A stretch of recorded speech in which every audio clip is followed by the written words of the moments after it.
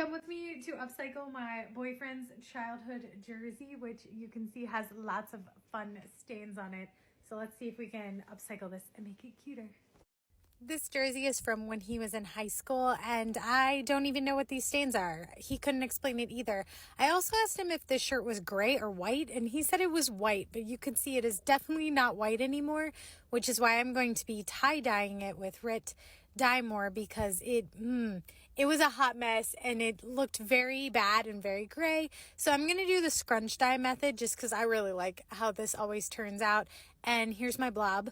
And then here is my stovetop. Please like or subscribe because look at this stove. It is so bad. It's from the 1960s and barely works.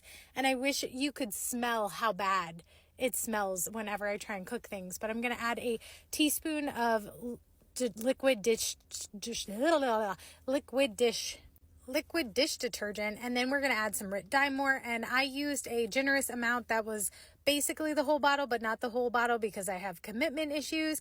And then I'm going to stir this bad boy up and do a test of the color, which this looks like a murder show. I'm not sure why I chose this method, but I'm like, okay, it's nice and red.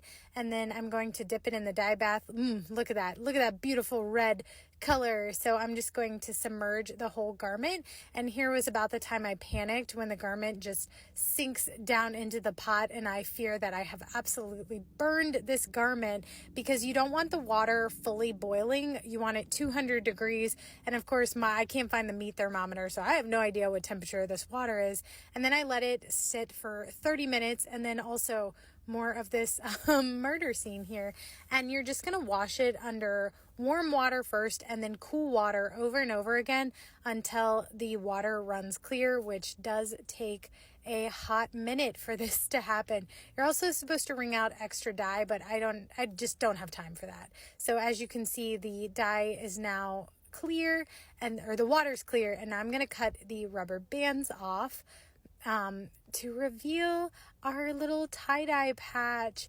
And the dye did not absorb quite as red as I initially thought, which was fine because the stripes on the shirt are red and I wanted them to pop. You'll see why later, but here is kind of the overall vibe. I also did not wet this jersey before I put it in the dye bath, just in case that makes a difference. And here's what it looks like in the washing machine. You can still see some of the dye coming off, so make sure to wash it separate.